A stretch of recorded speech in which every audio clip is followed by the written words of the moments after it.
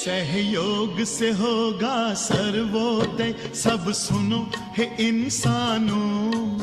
सहयोग करो, सहयोग करो, ओ प्रभु की संतानों, ओ प्रभु की संतानों।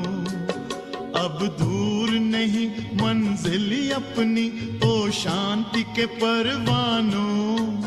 सहयोग करो, सहयोग करो, ओ प्रभु की संतानों, ओ प्रभु की संतानों।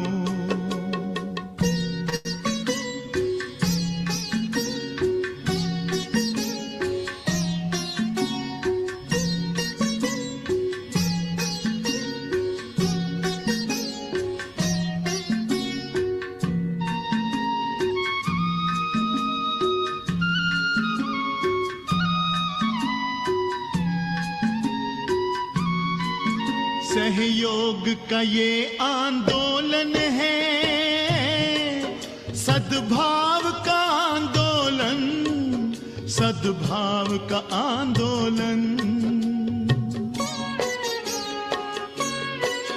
देते हैं समस्त जगत को आज हम एक सात्विक चिंतन, एक सात्विक चिंतन।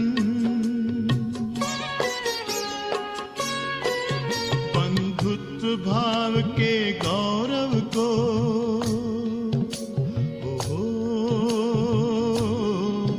बंधुत्व भाव के गौरव को, ओ जग वालो जानो।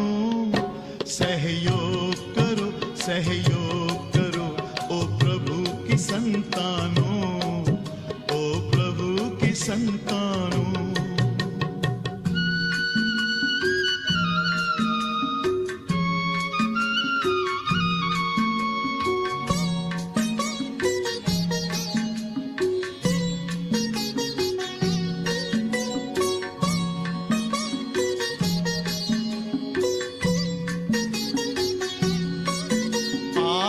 हम सब मिलकर कर दें इस विश्व का रूप नया, इस विश्व का रूप नया। हर एक मानव में प्रेम जगे, हर एक मानव में दया, हर एक मानव में दया। आपस के भाईचारे की, ओहो, आपस के भाईचारे की महिमा तुम पहचानो। सहयोग करो, सहयोग करो, ओ प्रभु की संतानों, ओ प्रभु की संतानों।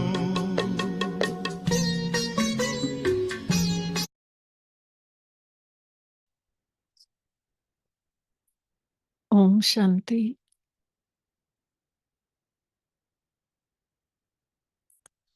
मिठड़े बाबा जी मिठड़ी वाणी। अॼु जी तारीख़ आहे 19 फरवरी 2026 जी।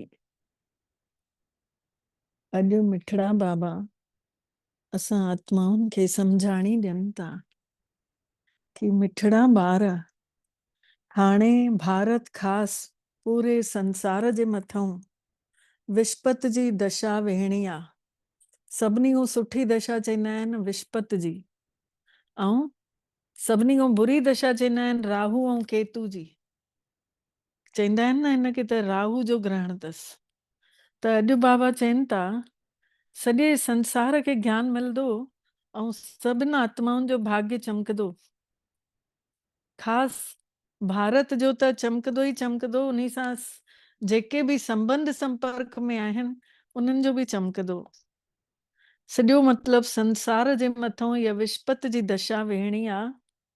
बाबा तव्हां ॿारनि खां पूरे भारत खे सुखनि जो संसार ठाहे रहिया आहिनि। अॼु बाबा प्रश्न पुछनि था 16 कला संपूर्ण ठहण जे लाइ तव्हां ॿार कहिड़ी महिनत कयो था? सभु गुण अची वञनि, इन लाइ असां ॿार कहिड़ी महिनत कयूं था, त बाबा उत्तर ॾियनि था कि यादि जी ताक़त जमा कयो था, योग बल। दीपावली खां पोइ बड़ ईंदो आहे न, त चवंदा आहिनि न अॼु बड़ देवता जी पूजा आहे। मतिलबु हीअ ताक़त जी बि भॻतीअ में पूजा चई वई, कि हीअ ताक़त बि मिली। जीअं ॾियारी आई, आत्मा जो ॾीओ जलियो, सम्झ अची वई, त पोइ यादि कंदे कंदे आत्मा ताक़त भरींदे वेंदी। ऐं इहो ई ताक़त योग बल जमा करण सां असां सभु 16 कला संपन्न ठही वेंदासीं। इन्हीअ योग जी ताक़त सां तव्हां 16 कला संपूर्ण ठही रहिया आहियो। इन्ही जे लाइ परमात्मा पिता शिव भोलोनाथ चवनि था कि ॾियो दान त छुटेव ग्रहण। ग्रहण लॻी वियो अथव, दान कयो त ग्रहण छुटी वेंदव।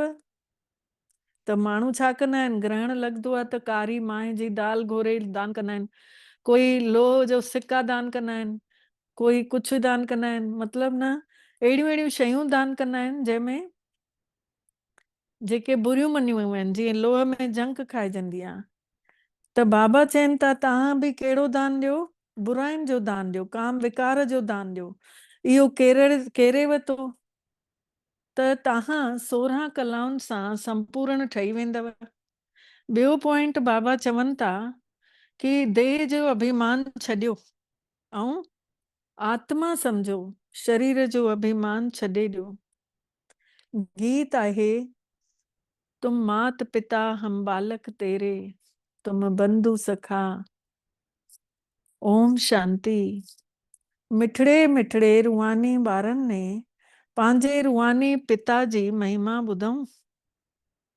उहे ॻाईंदा रहंदा आहिनि। हिते तव्हां प्रैक्टिकल में उन्हीअ बाबे खां वरसो वठी रहिया आहियो। दुनिया वारा ॻाइनि था ऐं तव्हां वरसो था वठो, तव्हां उन जी प्रॉपर्टी जा हक़दार थी विया आहियो। तव्हां ॼाणियो था कि बाबा असांजे द्वारा ई पूरे भारत खे सुखनि जो संसार ठाहे रहिया आहिनि। जंहिंजे द्वारा ठाहिनि था, ज़रूरु उहो ई सुखनि जो धाम जो मालिक ठहंदो। पहिरियों पहिरियों श्री कृष्ण लहंदो न, त ब्रह्मा बाबा जी आत्मा महिनत सभिनी खां वधीक उन्हीअ कई। त ॿारनि खे बि ख़ुशी हुजणु घुरिजे न इन ॻाल्हि जी। परमात्मा जी महिमा अपरम अपार आहे, उन्ही खां ई असांखे वरसो मिली रहियो आहे। हिन महिल तव्हां ॿारनि जे मथां, बल्कि सॼे संसार जे मथां हाणे विस्पत जी अविनाशी दशा वेठल आहे। हिन महिल तव्हां ब्राह्मण ॿार ई ॼाणियो था कि भारत ख़ासि दुनिया आम सभ जे मथां हाणे विस्पत जी दशा वेहणी आहे। छो कि तव्हां हाणे 16 कला संपूर्ण ठहो था। हिन महिल त काई कला ई कोन अथव, कोई गुण ई न बचियो अथव। ॿारनि खे त ॾाढी ख़ुशी थियणु घुरिजे। अहिड़ी न, ईअं न हिते ख़ुशी हुजेव पोइ ॿाहिरि वञो त वरी गुम थी वञेव, ईअं कॾहिं न। हिकु रस अवस्था, हमेशह चेहरे ते मुस्कुराहट। कोई चाहे दड़का ॾे, चाहे इंसल्ट करे, चाहे गुथा लफ़्ज़ ॻाल्हाए, पर असांजे चेहरे जी मुस्कान न घटि थिए। तॾहिं त सेवा थींदी न, चवंदा नौध थी वियो आहे छा, खिले ई खिले थो पियो। जंहिंजी महिमा ॻाइनि था, हाणे उहो तव्हांजे साम्हूं हाज़िर अथव। परमात्मा पिता जी महिमा ॻाइनि था ऐं उहो असांजे साम्हूं हाज़िर आहे। महसूसु कयूं था असांखे बाबा ई साम्हूं वेही पढ़ाइनि था। परमात्मा पिता सम्झाणी ॾियनि था, 5000 साल पहिरियों बि तव्हांखे राजाई ॾेई करे वियो हुअमि। बाबा चवनि था 5000 साल पहिरियों बि मां तव्हांखे राजाई ॾेई वियो हुअमि। हाणे तव्हां ॾिसंदव, आहिस्ते आहिस्ते सभु पुकारींदा रहंदा। तव्हांजा स्लोगन बि निकिरंदा रहंदा, जीअं इंदिरा गांधी चवंदी हुई कि हिकिड़ो धर्म, हिकु भाषा, हिकु राजाई हुजे। उनमें बि आत्मा चए थी न, इंदिरा गांधी त शरीर जो नालो आहे न, उन्ही जी बि आत्मा थी चए न। आत्मा ॼाणे थी कि बरोबर भारत में हिकु राजधानी हुई, जेका हिनमहिल साम्हूं बीठी आहे। सम्झनि बि था कि कॾहिं बि सॼो ख़ात्मो थी वेंदो त इहा काई नई ॻाल्हि त कोन्हे। भारत खे वरी सां 16 कला संपूर्ण ज़रूर ठाहिणो आहे। तव्हां ॼाणियो था कि असां हिन योग जी ताक़त सां 16 कला संपूर्ण ठहूं था पिया। चवंदा आहिनि न, ॾियो दान त छुटेव ग्रहण। परमात्मा बि चवनि था कि बुराइनि जो दान ॾियो। इहो रावण जी राजाई राज्य अथव। परमात्मा अची हिन रावण जी राजाईअ मां छॾाइनि था। हिन में काम जो विकार ॾाढो भारी, वॾे में वॾो अवगुण आहे। तव्हां देह जे अभिमान में अची पिया आहियो। हाणे देही अभिमानी ठहिणो पवंदव। शरीर जो अभिमान बि छॾिणो पवंदव। इन्हनि ॻाल्हियुनि खे तव्हां ई ॿार सम्झो था पिया। दुनिया नथी ॼाणे कि देह जो अभिमान छॾणु कंहिंखे चईंदा आहिनि। सभु सम्झंदा आहिनि अरे त घर छॾण लाइ चवनि था। घर कहिड़ो? देह रूपी घर खे आत्मा अलॻि थी करे ॾिसे। दुनिया इहे ॻाल्हियूं नथी ॼाणे। भारत जेको 16 कला संपूर्ण हुयो, संपूर्ण देवी देवताउनि जो राजाई हुई, हाणे ॾिसो ग्रहण लॻी वियो आहे। हिन लक्ष्मी नारायण जी राजाई हुई न। भारत स्वर्ग हुयो न। हाणे विकारनि जो ग्रहण लॻी वियो आहे। इन लाइ बाबा चवनि था कि ॾियो दान त ग्रहण छुटेव। इहो काम विकार ई केरण वारो अथव। इन लाइ बाबा चवनि था इहो दान ॾियो त तव्हां 16 कला संपूर्ण ठही वेंदव। इहे विकार केरींदव। इहो दान ॾियो त तव्हां 16 कला संपूर्ण ठही वेंदव। न ॾींदव त न ठहींदव। बुराइयूं दान न कंदव त ठहींदव बि न। आत्माउनि खे पंहिंजो पंहिंजो रोल मिलियल पियो आहे न। इहा बि तव्हांजी बुद्धीअ में आहे। तव्हांजी आत्मा में केतिरो पार्ट आहे? तव्हां पूरे विश्व जी राजे भाग्य वठो था पिया। राजाई बि मिलेव थी, भाग्य बि ठहेव थो। हे बेहद जो ड्रामो आहे। हे ड्रामो खुटण वारो कोन्हे। हिन में था एक्टर आहिनि। हिन में फर्स्ट क्लास एक्टर आहिनि। हे लक्ष्मी ऐं नारायण। हिननि जो पहिरें नंबर जो रोल आहे। विष्णु ही ब्रह्मा सरस्वती, वरी ब्रह्मा सरस्वती ही विष्णु है। विष्णु में 4 भुजाऊं ॾेखारियूं अथऊं न, 4 बाहूं, त लक्ष्मी नारायण जो कंबाइंड रूप, ॿई मिलियल। त इन करे चवनि था विष्णु ही ब्रह्मा सरस्वती ठहनि था, वरी ब्रह्मा सरस्वती लहंदे लहंदे वरी संगम युग ते अची विष्णु ठहनि था। त इहे 84 जन्म कीअं वठनि था? सॼो चक्कर ॿुद्धीअ में यादि अचेव थो न। शास्त्र पढ़ण सां थोरे ई कोई सम्झंदा आहिनि। इहे त 5000 सालनि जी उमिरि खे लखे साल चई छॾियो अथऊं शास्त्रनि में। पोइ त स्वास्तिका बि ठही न सघंदी। स्वास्तिका में त 1250 साल ई लिखियल आहिनि। व्यापारी त चोपड़ो लिखंदा आहिनि त उन जे मथां स्वास्तिका कढंदा आहिनि। गणेश जी पूजा बि कंदा आहिनि। त हे चोपड़ो बेहद जो चोपड़ो अथव। हे जेको बाबा ने स्वास्तिका में 4 भाग ॾेखारिया अथई न, त बाबा चवनि था इहो बेहद जो चोपड़ो अथव। त जीअं जगन्नाथपुरी में चांवरनि जो हंडो रखंदा आहिनि न, त हंडे में उहो जंहिं महिल पची चांवर ठही वेंदा अथनि त उन जा 4 भाग थी वेंदा आहिनि चांवरनि जा बि। उते चांवरनि जो ई भोग, की उते चांवर घणा खाईंदा आहिनि। काथे? जगन्नाथपुरी में, उड़ीसा। श्रीनाथ जे नाले ते चांवर हूंदा ई कोन। ॾिसो, आहे श्री कृष्ण जो मंदिर हो बि, आहे श्री कृष्ण जो मंदिर श्रीनाथ बि, पर हिते श्रीनाथ भूरो ॾेखारियो अथईं, ऐं जगन्नाथपुरी में उहो ई श्री कृष्ण कारो ॾेखारियो अथईं।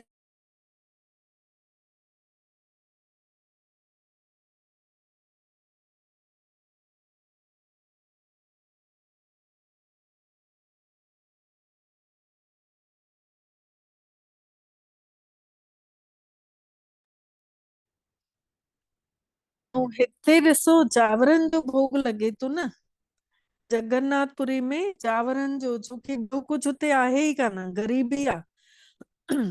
त जंहिंमहिल आत्मा जे मथां मैल थी चढ़ी वञे, तेॾी महिल ॾिसो कुझु बि कोन्हे, संसार जा अवगुण सभु ख़तम थियल आहिनि, भरिजी विया आहिनि अवगुण, ऐं गुण आहिनि कान। जंहिंमहिल श्रीनाथ जो द्वारो ॾेखारियो त उते चांवर हूंदा ई कोन्हनि, उते त सभु सचे गिह जा पक्का माल ठहंदा आहिनि।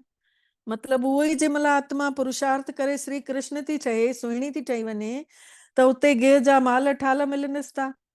जंहिंमहिल रोटी ठाहींदा आहिनि श्रीनाथ में, तॾहिं बि बंदि करे रोटी, कि भई मुंहिंजे मुंहं मां काई थुक बि न निकिरे, या कुझु गुथो लफ़्ज़ बि न निकिरे, ॻाल्हायूं बि न। प्रसाद ॾाढी इज़त सां खणी वेंदा आहिनि, भोग लॻाए करे सभु पंडनि खे पहिरियों मिलंदो आहे। पाण सभु हिन महिल भोग खायूं था न, पहिरियों पहिरियों ब्राह्मणनि खे ई मिलंदो आहे। दुकान में वञी करे रखंदा आहिनि भोग खे, पोइ हुते भीड़ ईंदी अथनि। बाबा जो ॾिठल आहे, श्रीनाथ जो द्वारो बि ॾिठल अथसि। त हाणे तव्हां ॿारनि खे केरु पढ़ाए रहियो आहे? बाबा पुछनि था, हाणे तव्हां ॿारनि खे केरु थो पढ़ाएव? मिठे में मिठड़ो बाबा तव्हांजो सेवादारी अची ठहियो अथव, तव्हांजी सेवा करे रहियो अथव। एतिरो नशो चढ़ेव थो, बाबा पुछनि था, सेवा कयांव थो त तव्हांखे एतिरो नशो चढ़ेव थो कि भई असांखे भॻवान थो अचे सेवा करणु, असांखे भॻवान थो अचे पढ़ाइणु। केॾी वॾी ॻाल्हि आहे। असां आत्माउनि खे परमात्मा थो पढ़ाए, आत्मा ई सभु कुझु करे थी। माण्हू वरी चई था छॾनि कि आत्मा ई निर्लेप आहे। तव्हां ॼाणियो था आत्मा में त 84 जन्मनि जो अविनाशी रोल भरियल आहे। उन खे वरी निर्लेप चवणु केतिरो राति ॾींहं जो फ़र्क़ु थो अची वञे। जेको बाबा चवनि था कि आत्मा में 84 जन्मनि जो पार्ट भरियल आहे, ऐं उन खे माण्हू चवनि था निर्लेप आहे, आत्मा में लेप छेप न लॻंदो आहे। त इन में राति ॾींहं जो फ़र्क़ु आहे। हू कुझु था चवनि, बाबा कुझु था चवनि, त बाबा जी ॻाल्हि खे असांखे निश्चय वेठल आहे न। जॾहिं हीअ कोई सुठे नमूने महीनो ॾेढ वेही मुरली ॿुधंदा, पॉइंट सम्झंदा ज्ञान जा, पोइ सम्झ में ईंदनि। ॾींहों ॾियाड़ी हे पॉइंट त घणा ई निकिरंदे रहंदा आहिनि। हीअ जीअं अथव कस्तूरी, ॿारनि खे जेॾी महिल पूरो विश्वास वेहंदो आहे त पोइ सम्झंदा आहिनि कि बरोबर परमपिता परमात्मा ई अची करे दुर्गति खां सदगति कनि था। बाबा चवनि था जंहिं महिल ॿारनि खे वेसव थो अचे न, पोइ ई ॿार सम्झनि था कि बरोबर परमात्मा ई अची करे असांखे दुखनि मां कढी करे सुखनि ॾे थो वठी हले। बाबो मिठड़ो शिव भोलो नाथ भंडारी चवनि था तव्हांजे मथां हिन महिल विस्पत जी दशा वेठल अथव। मां तव्हांखे स्वर्ग जो मालिक ठाहियो, वरी तव्हांजे मथां रावण ने अची राहुअ जी दशा विहारे छॾी अथव। राहुअ जी दशा सभिनी खां बेकार दशा चईंदा आहिनि न। त रावण छा आहे? 5 विकार, जैफुनि जा 5 विकार मर्दनि जा, काम क्रोध लोभ मोह अहंकार, इहे 5 आहिनि मर्दनि में वधीक, ऐं ईर्ष्या द्वेष घृणा परचिंतन परदर्शन, इहे 5 विकार आहिनि जैफुनि में वधीक। जैफुनि में हो वारा घटि आहिनि, ऐं मर्दनि में वरी जेके जैफुनि में वधीक आहिनि इहे मर्दनि में घटि आहिनि। त रावण ने अची सभिनी जे मथां राहु जी दशा विहारे छॾी अथई। हाणे वरी बाबा मिठड़ा आया आहिनि स्वर्ग जो मालिक ठाहिण। परमात्मा पिता आया आहिनि असांखे सुख शांतीअ जी दुनिया जो मालिक ठाहिण। त पंहिंजे पाण खे घाटो न विझणु घुर्जेव न, घाटो न लॻण ॾियो न पंहिंजो पाण खे। व्यापारी माण्हू पंहिंजो खातो हमेशह ठीकु रखंदा आहिनि। घाटा विझण वारा उन खे अनाड़ी चइबो आहे। जेको व्यापार में घाटो विझी छॾे उन खे बाबा चवनि था अनाड़ी चइबो आहे। हाणे हे त सभिनी खां वॾो व्यापार अथव। इहे ई ॻाल्हियूं सुखमनी जे पाठ में लिखियल आहिनि न, जेके बाबा ॿुधाए थो। ई वापार विरला वापारे नानक ताके सद बलिहारे। हे व्यापार कोई विरलो ई कंदो आहे ऐं नानक मां उन जे मथां बलिहार वेंदो आहे हमेशा, जेको हे व्यापार कंदो आहे। कोई विरलो ई अहिड़ो व्यापारी व्यापार कंदो आहे। इहो ई त अविनाशी व्यापार आहे। ॿिया सभु व्यापार त मिटीअ में मिली वञण वारा आहिनि। हाणे तव्हांजो सचो व्यापार थी रहियो आहे। कल्ह बि बाबा ॿुधाए न, हिकु भेरो यादि कंदव त 10 रुपया कमायव, 2 भेरा यादि कंदव त 100 रुपया कमायव, 3 भेरा यादि कंदव त 1000 रुपया कमायव, ऐं 4 भेरा यादि कंदव त 10,000 कमायव, 5 भेरा यादि कंदव त 1 लख कमाए वरितव। त केतिरी कमाई आहे। दिनो दिन दुगनी राति चौगुनी जंहिंखे चइबो आहे। ॿीणी चौणी कमाई, सॼो ॾींहुं असां कमायूं था पिया। अहिड़ो व्यापार कोई वठे छा थो ऐं ॾिए छा थो पियो। कोई कंदो अहिड़ो व्यापार की असांखो वठे थो विकार बुरायूं ऐं असांखे ॾिए थो बदिले में ज्ञान रतन, असांजो जीवन थो ठाहे छॾे। असां आत्माऊं ख़ुशीअ में था नचण लॻूं। अहिड़ो सचो व्यापार परमात्मा पिता असांखां कराए रहिया आहिनि। परमात्मा आहिनि ज्ञान जो सागर, सौदागर, रत्नागर आहे। रतन थो ॾे पियो। इहो सचो सौदो त हर कंहिंखे करणु घुर्जे। प्रदर्शनी में ॾिसो केतिरा माण्हू अचनि था, पर सेंटर में ईंदे ईंदे घटि था थी वञनि। मुश्किल ई अचनि था।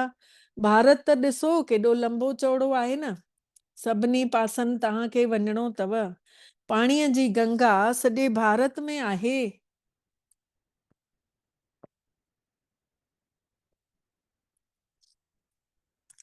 इहो बि तव्हांखे सम्झाइणो पएव थो कि पाणीअ जी गंगा सॼे भारत में आहे। अलॻि अलॻि नदियूं आहिनि न सॼे संसार में, कहिड़े कहिड़े नालनि सां आहिनि। बाबा चवनि था तव्हां बि भारत में चारो तरफ़ वञो, गंगा ज्ञान जी गंगा वहायो। तव्हांखे बि सम्झाइणो पवंदव वञी करे कि पतित पावन हीअ कोई पाणीअ जी गंगा कोन्हेव। तव्हां ज्ञान गंगाउनि खे वञी करे सम्झाइणो पवंदव। चारो पासनि ॾे मेला प्रदर्शनियूं थींदा रहंदा। ॾींहों ॾियारी चित्र बि ठहंदा रहंदा। अहिड़ा शोभावान चित्र जेके ॾिसण में ई मज़ो अची वञेव। इहो त ठीकु था सम्झाइनि। असां सम्झायूं त उन्हनि खे ॾिसी करे ई मज़ो अची वञे। उहे जन चइनि कि हा भाई हे त ॾाढो ठीकु था सम्झाइनि। हाणे लक्ष्मी नारायण जी राजधानी स्थापना थी रही आहे। ॾाकण वारो चित्र बि फर्स्ट क्लास आहे। हाणे ब्राह्मण धर्म जी स्थापना थिए थी पई। हे ब्राह्मण ई वरी देवता ठहंदा। तव्हां हिन महिल महिनत करे रहिया आहियो। दिलि अंदरि पंहिंजो पाण खां पुछंदा रहो कि असां में कोई नंढो मंढो विकार त कोन्हे, काम विकार जो कंडो त कोन्हे, असांजे अंदरि क्रोध जो कंडो त कोन्हे। उहो बि ॾाढो ख़राबु अथव। देवताऊं क्रोधी न हूंदा आहिनि। बाबा चवनि था देवताऊं क्रोधी न हूंदा आहिनि। ॾेखारींदा आहिनि न कि शंकर जी अखि खुलण सां विनाश थी वेंदो आहे। हे बि हिकिड़ो कलंक लॻायो अथऊं कि शंकर जी अखि खुलंदी ऐं विनाश थींदो।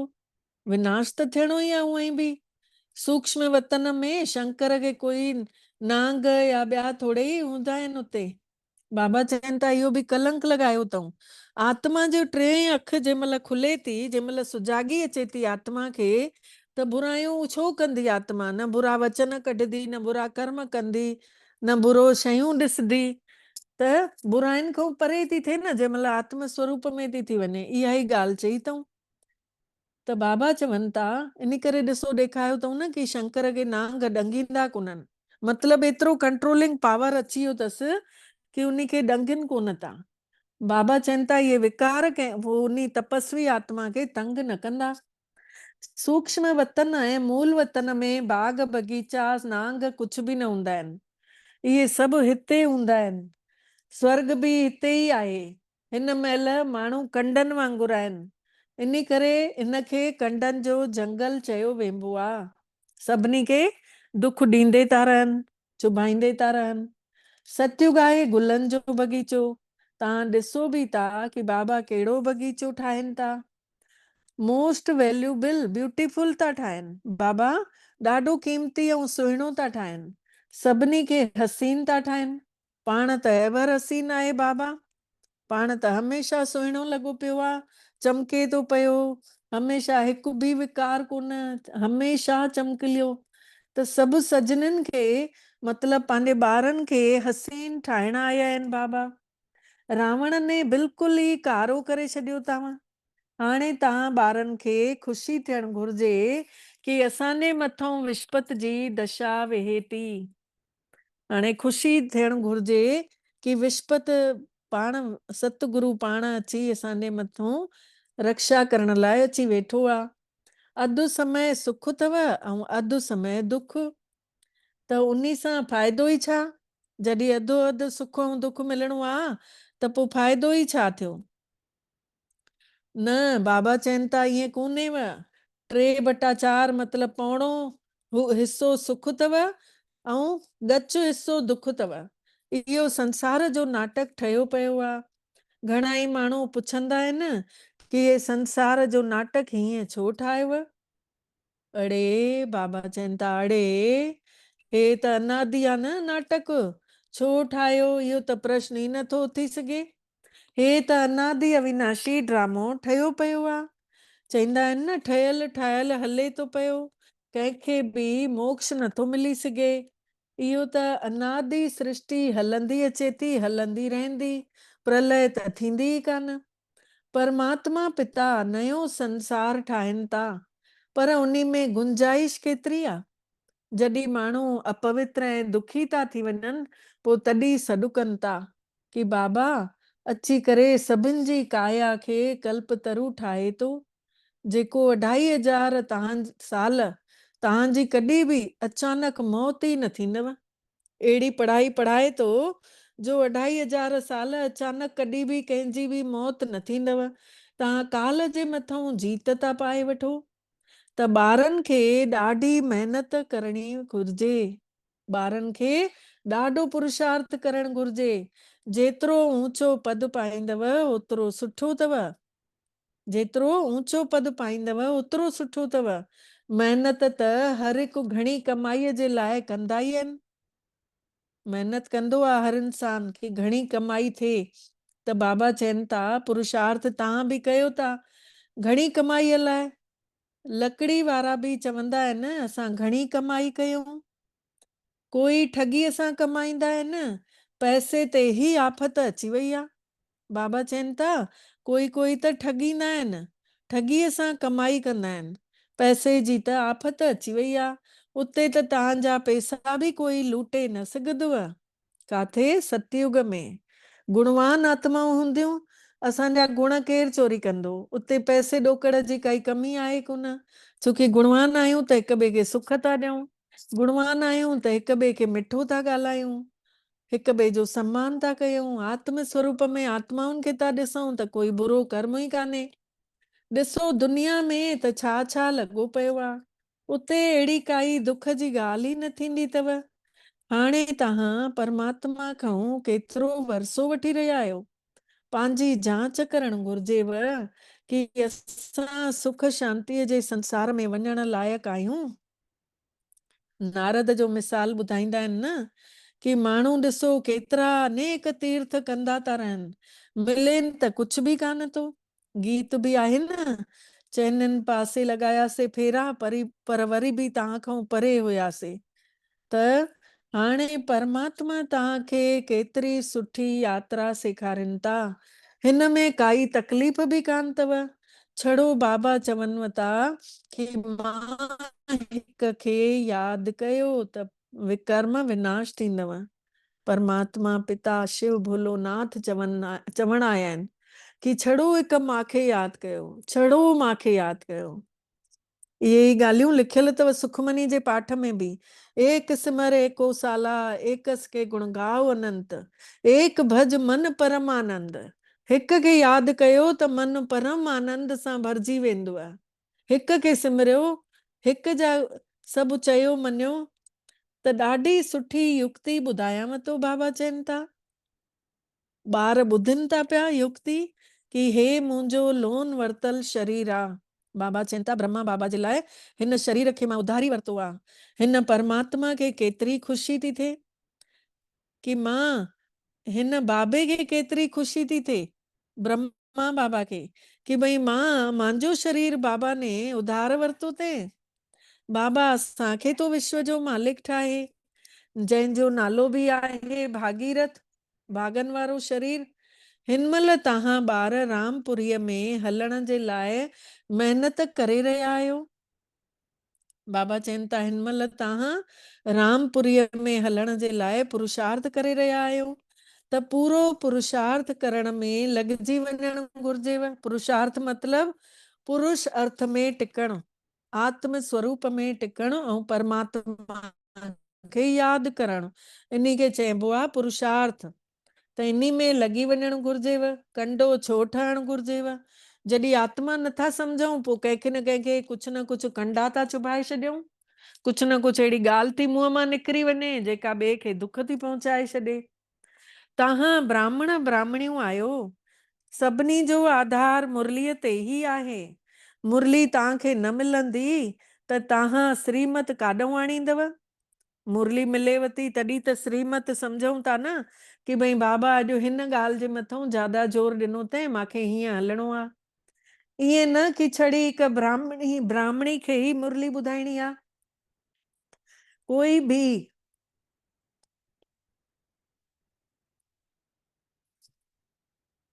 बाबा चवनि था कोई बि मुरली पढ़ी करे ॿुधाए सघंदा आहिनि।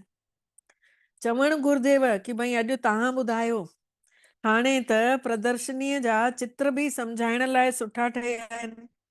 बाबा चवनि था तव्हांखे ॿियनि खे अॻिते वधाइणु घुर्जनव। जेके जेके पुराणा थींदे था वञनि उन्हनि खे मौक़ो ॾियणु घुर्जेव कि अॼु तव्हां मुरली ॿुधायो, अॼु तव्हां ॿुधायो। पर हिते छा थो थिए, जंहिं ॾींहुं काई ॿी काई ॿुधाए थी पोइ वरी ॿार छा आहिनि जुड़ी जुड़ी छॾींदे था वञनि। ईअं कॾहिं न करणु घुर्जे। परमात्मा जी वाणी आहे, जेको बि ॿुधाए सभिनी खे हिकु करो, मतलब हिकु रस अवस्था में आत्मा सम्झी जंहिं महिल ॿुधदव एॾो रस ईंदो, एॾो रस ईंदो, लॻंदो ई न कि ॿी काई ॿुधाए थी पई। त बाबा चवनि था कि हाणे तव्हां प्रदर्शनी जे चित्र बि सम्झाइण जे लाइ केतिरा सुठा सुठा ठहिया अथव। हे मुख्य चित्र त पंहिंजी दुकान ते रखो, घणनि जो भलो कंदा वञो। तव्हां चओ उन्हनि खे कि अॼु अचो त अॼु तव्हांखे असां सम्झायूं हीअ सृष्टिअ जो चक्कर कीअं घुमे थो पियो। कंहिंजो बि भलो करण जे लाइ थोरो समय ॾिनव त हर्जो थोड़ी आहे। उन सौदे सां गॾु हे सौदो बि करे सघंदा आहियो। हे बाबा बि अविनाशी ज्ञान रत्ननि जो दुकान आहे। बाबा जो हे दुकान आहे, ब्रह्मा बाबा अविनाशी ज्ञान रत्ननि जो दुकान आहे। नंबर 1 ॾाकण जो चित्र ऐं गीता जे भगवान शिव जो चित्र आहे। भारत में शिव भगवान आयो हुयो जंहिंजी जयंती मनाइनि था। हाणे वरी उहो परमात्मा पिता आयो आहे, यज्ञ बि रचियल आहे। तव्हां ॿारनि खे राजयोग जो ज्ञान बि ॿुधाए रहिया अथव। परमात्मा पिता ही अची करे राजाउनि जो राजा ठाहिनि था। बाबा चवनि था मां तव्हांखे सूर्यवंशी राजा राणी ठाहियांव थो, जंहिंखे वरी विकारी राजाऊं बि नमस्कार कंदा आहिनि। बाबा असांखे अहिड़ो राजा थो ठाहे कि जंहिंखे विकारी राजाऊं बि नमस्कार था करनि। मतलब असां वॾनि वॾनि मिनिस्टरनि जे अॻितो वेंदासीं त उहे असांजे अॻितो नतमस्तक आहिनि। अच्छा लटा ॾिसी, बैच ॾिसी करे केॾो सभु ॼणा सम्मान ॾींदा आहिनि। हाणे त स्वर्ग जो महाराजा महारानी ठहण जो पूरो पुरुषार्थ करणु घुर्जेव न। बाबा कोई मकान ठाहिण लाइ मना नथा करनव, भले ठाहियो। पैसा त सभिनि जा पैसा बि त मिटीअ में मिली वेंदा न। त छो न इन खां सुठो मकान ठाहे आराम सां रहो। पैसा त कम में लॻण घुरिजनि न। मकान बि ठाहियो, खाइण लाइ बि रखो, दान पुण्य बि कयो। जीअं कश्मीर जो राजा हूंदो हुयो, पंहिंजी प्रॉपर्टी में जेका प्राइवेट हुयसि पंहिंजी छड़ी पर्सनल, उहे सभु आर्य समाजनि खे दान में ॾेई छॾे, पंहिंजे धर्म ऐं जात लाइ कयई न। हिते त उहा काई ॻाल्हि ई कान्हे। सभु ॿार आयो, जात पात जी हिते काई भेदभाव ई कोन्हे। उहो आहे देह जी जात। ऐं मां त तव्हां आत्माउनि खे विश्व जी बादशाही थो ॾियांव, पवित्र ठाहियांव थो पियो। ड्रामे हिन सृष्टिअ जो नाटक जेको रचियल आहे, उन्हीअ जे आधार ते भारत में रहण वारा ई राज्य भाग्य वठंदा। हाणे तव्हां ॿार ॼाणियो था, असांजे मथां विस्पत जी दशा वेठल आहे। परमात्मा जी आज्ञा चवे थी कि मां हिक खे यादि कयो, ॿी काई ॻाल्हि कोन अथव। भगवान जो ऑर्डर आहे, ऑर्डर ऑर्डर कि भई मांखे यादि कयो, ॿियो कंहिंखे बि यादि न कयो। बाबा चवनि था, हीअ भगवान जी अदालत हले थी पई, जाते मुरली रोज ॿुधाई वेंदी आहे। रोज हिते आत्माऊं कठियूं थींदियूं आहिनि, झुंड जा झुंड। कोई काथे ॿुधे थो, कोई काथे ॿुधे थो। हर कंहिंखे मिठास वणे थी न परमात्मा जी भक्तीअ में। ॾिसो, व्यापारी माण्हू कुझु न कुझु धर्माऊ ज़रूर कढंदा आहिनि। उन्ही जो ॿिए जन्म में थोरे समय जे लाइ मिलंदो ज़रूर आहे। हाणे त मां डायरेक्ट आयो आहियां, त तव्हां हिन कम में लॻायो। मूंखे त कुझु न खपे। शिव बाबा खे पंहिंजे लाइ कोई मकान आदि ठाहिणो अथसि छा? इहे सभु त तव्हां ब्राह्मणनि जो आहे। ग़रीब शाहूकार सभु कठा रहंदा आहिनि। कोई कोई त बिगड़ंदा बि आहिनि, भॻवान वटि समदृष्टि ई कान्हे। कोई कोई अहिड़ा बि आहिनि जेके बिगड़ंदा आहिनि, चवंदा आहिनि अड़े भॻवान हिन सेंटर ते वञो त ग़रीबनि खे त कोई पुछे ई कोन थो, वॾनि वॾनि खे ज्यादा सम्मान ॾियनि था। त बाबा चवनि था, कोई कोई खे महल में, कोई खे झोपड़ी में रखनि था। शिव बाबा खे विसरी था वञनि। शिव बाबा जी यादि में हुजनि न त अहिड़ियूं ॻाल्हियूं ई न करनि। सभिनी खां पुछणो त पवंदो आहे न। ॾिठो वेंदो आहे कि हे वॾे घर जो आहे, त उन्ही जे लाइ ओड़ो प्रबंध ॾियणो पवंदो आहे। इन करे उन्हनि जी ख़ातिरी कंदा आहिनि, न त ॿीहर त उहो ईंदा ई कान अगरि पट ते विहाए छॾींदनि त बाबा अॼु सभिनी जो क्लियर था करनि कि ईअं भेनर कॾहिं न कंदियूं आहिनि। ग़रीब खे बि तन जी सेवा ॾींदा आहिनि। ग़रीब खाधो त उहो ई खाऊं था, जीअं ग़रीब खाईंदा आहिनि तीअं अमीर खाईंदा आहिनि हुते। त बाबा चवनि था, वॾनि जी अगरि ख़ातिरी न कंदासीं त ॿीहर उहे ईंदा ई कोन। कंहिं बि काई बि शइ न मिलेव त तव्हां चई सघंदा आहियो हक़ सां, बाबा जो त पंहिंजे ॿारनि जे मथां प्यार हूंदो आहे न। एतिरो प्यार ॿियो कंहिंजो रही न सघंदो आहे। ॿारनि खे केतिरो सम्झाणी था ॾियनि कि पुरुषार्थ कयो, पुरुषार्थ कयो। ॿियनि जे लाइ बि तरीक़ा रचो। इन में खपे छड़ो 3 कदम पृथ्वी जा, बसि धरती माउ खपे छड़ो 3 कदम, जंहिंमें वेही सघूं, जंहिंमें ॿार सम्झाणी ॾेई सघनि वेही करे। कोई वॾे माण्हूअ जो हाल हुजे, असां छड़ो चित्र रखी था छॾियूं। 1-2 कलाक सुबुह शाम क्लास कराए हली वेंदासीं। बाबा चवनि था, थोरो सो बि कोई जाइ ॾेव थो जेतिरे में 3 कदम हुजनि, बसि ओतिरी जाइ में बि तव्हां सुबुह शाम क्लास कराए अची सघंदा आहियो। ख़र्चु सॼो असांजो, नालो तव्हांजो थींदो। त बाबा चवनि था, घणा ई माण्हू अची करे उन जॻह ते ज्ञान ॿुधंदा ऐं कौड़ी खां हीरा ठही वेंदा, हीरे जहिड़ा ठही वेंदा। अच्छा, मिठड़े मिठड़े सिकीलधे ॿारनि प्रति माउ पीउ जो यादि प्यार ऐं गुड मॉर्निंग। रूहानी बाबल जी रूहानी ॿारनि खे नमस्ते। ऐं असां रूहानी ॿारनि जी बि रूहानी मिठड़े बाबल खे दिलि जो यादि प्यार गुड मॉर्निंग ऐं नमस्ते। मिठड़ा बाबा नमस्ते। शुक्राना बाबल, तव्हांजा बारंबार दिलि सां शुक्राना जे तव्हां असांखे पंहिंजो कयव ऐं असां सभिनी जो पदमा पदम भाग्य जाॻायव। सार आहे, पहिरियों पॉइंट, जेके बि अंदरि कंडा अथव उन जी जांच करे कढो। रामपुरी में हलण जी महिनत करणी अथव, पुरुषार्थ करणो अथव। ॿियो पॉइंट आहे अविनाशी ज्ञान रत्ननि जो सौदो करे कंहिंजो बि भलो करण में समय ॾेवणो अथव। हसी ठहिणो बि अथव ऐं ठाहिणो बि अथव। वरदान आहे तमोगुणी वातावरण में पंहिंजी स्थिति हिक रस अचल अडोल रखण वारा मास्टर सर्वशक्तिवान ठहो। बाबा चवनि था तमोगुणी वातावरण में पंहिंजी स्थिति हिक रस, अवस्था पंहिंजी हिक रस ऐं अचल अडोल रखण वारा मास्टर सर्वशक्तिवान ठहो। ॾींहों ॾियारी परिस्थितियूं ॾाढियूं तमो प्रधान थियणियूं आहिनि। वातावरण बि अञा बिगड़ण वारो आहे।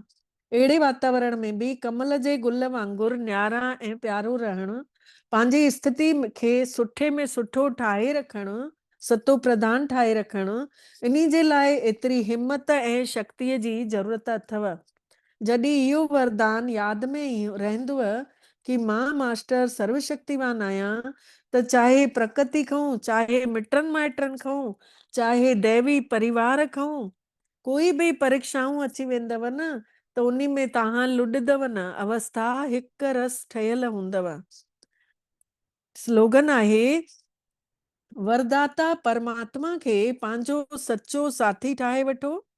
वरदाता मिठड़े बाबल खे पंहिंजो सचो साथी ठाहे वठो त वरदाननि सां झोली भरियल रहंदव। अव्यक्त इशारे जो पॉइंट आहे एकता ऐं विश्वास जी विशेषता सां सफलता संपन्न ठहो। हे परमात्मा जे ज्ञान सां ई सॼे संसार में हिकु धर्म, हिकु राज्य, हिकु मत जी स्थापना थिए थी। तव्हांजे हिन ब्राह्मण संगठन जे हिकु मत जी विशेषता देवता रूप में प्रैक्टिकल हलेव थी। इहा विशेषता ई कमाल कंदव। इन्ही सां ई सभिनि जो नालो, परमात्मा जो तव्हां सभु नालो ऊंचो कंदव। भगवान जी प्रत्यक्षता थींदी। त हिन विशेषता में नंबर 1 ठहो देवताई गुणनि में। इन्ही जे लाइ जेको तव्हांजो पंहिंजो मूल संस्कार अथव उन खे मिटाए करे बाबा जे संस्कारनि खे कापी कयो ऐं समान ऐं संपूर्ण ठहो। तॾहिं हर हिक मां परम पिता परमात्मा शिव भोलो नाथ नज़र ईंदो ऐं प्रत्यक्षता थींदी। अच्छा, ओम शांति।